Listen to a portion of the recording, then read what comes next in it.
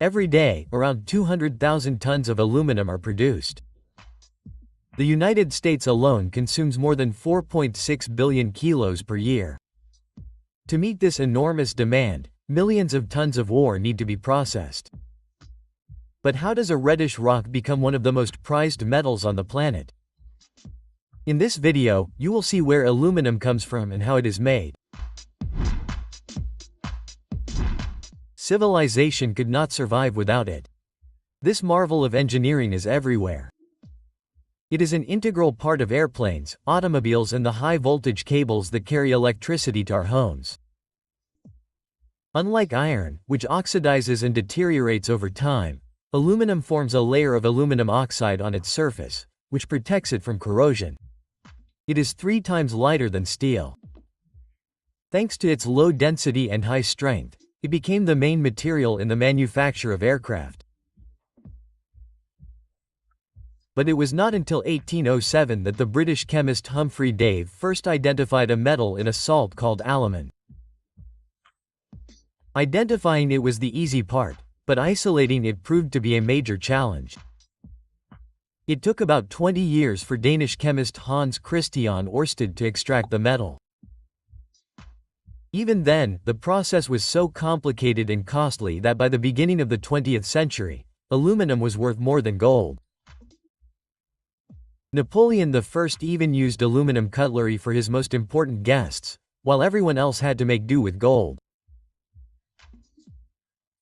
Everything changed in 1886, when a discovery made aluminum accessible and affordable. 2 scientists working independently, Frenchman Paul Eu and American Charles Martin Hall, developed an electrochemical extraction process that is still used today.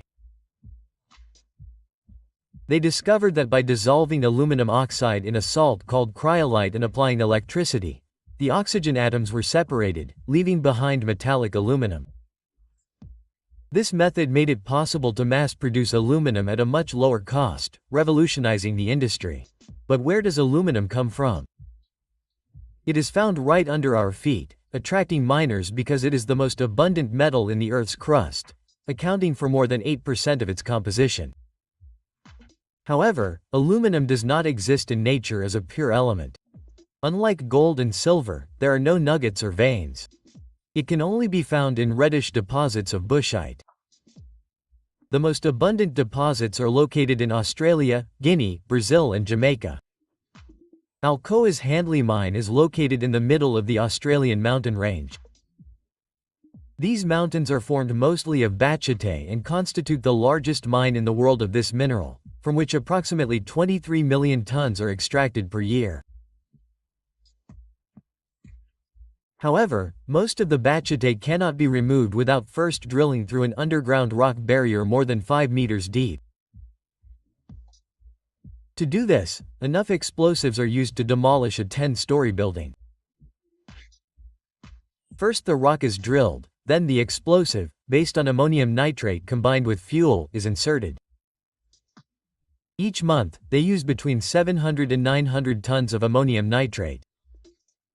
Thousands of tons of ore containing aluminum oxide are detonated every day. Each explosion opens up about 2 hectares of land and releases between 50,000 and 100,000 tons of ore. Each ton of ore can contain only a few kilograms of aluminum, so a large amount of bauxite must be processed to produce a single ingot. To obtain 1 ton of aluminum, approximately 4 tons of bauxite are required. Billions of dollars in investment are required for extraction. Today, aluminum is priced at 265 cents per kilo and the mining industry invests in large-scale equipment. This excavator is the largest in the world and costs more than $20 million, also being one of the most expensive. Off-road trucks can transport up to 270 tons of bauxite. And the excavator loads 1 ton in 3 movements. A truck arrives empty and leaves fully loaded in just 1 minute. The trucks then unload the ore at the processing plant. To extract the aluminum from the ore, a refining process called the Bare process is carried out. The conveyor belt deposits the ore into a giant rotating drum, where huge steel balls grind it into a fine powder. The bauxite powder is then mixed with a caustic fluid that separates the aluminum oxide from the rest, resulting in a concentrated solution of aluminum oxide. And then comes the most surprising part. This solution is dried into sandy crystals called alumina, the substance from which aluminum is made. The next step is to isolate the aluminum from oxygen. To do this, the alumina is transported to an Alcoa production plant. A loaded ship leaves the port every 3 days. The alumina it brings will be transformed by a smelter into 1,000 tons of pure aluminum. Every 3 days, a ship arrives with about 100 tons of aluminum. The entire contents are then vacuumed up by a type of industrial super vacuum cleaner that extracts around 300 tons per hour, emptying the ship in around 5 hours.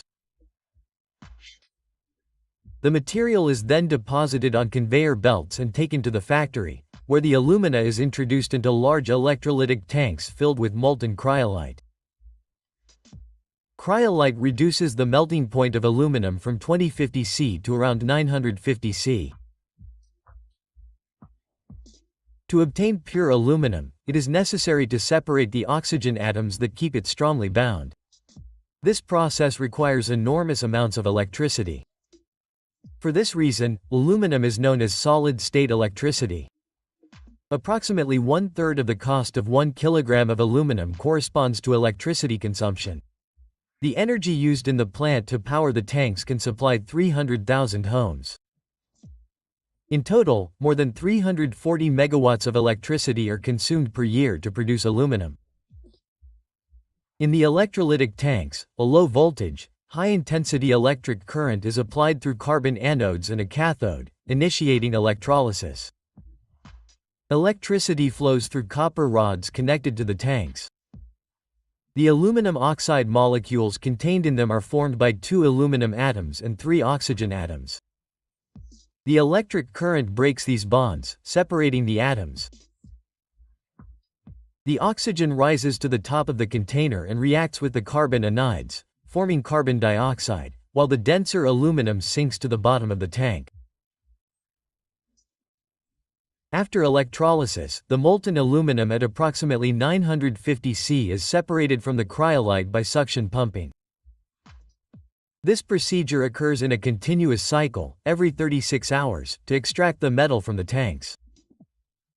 Once extracted, the liquid aluminum is transferred to a transport crucible, a thermally insulated container designed to maintain the temperature of the metal and prevent its premature solidification. In refining furnaces, aluminum is reheated to eliminate remaining impurities through processes such as filtration, which remove unwanted elements such as hydrogen and oxides. The pure aluminum is then converted into molds to form ingots and subjected to a controlled cooling process, ensuring that it solidifies without structural defects. When the ingots are ready, they are sent to various industries, where they will become products for the automotive, aeronautical and construction sectors. And that was today's video. Don't forget to like and subscribe to the channel. Yeah.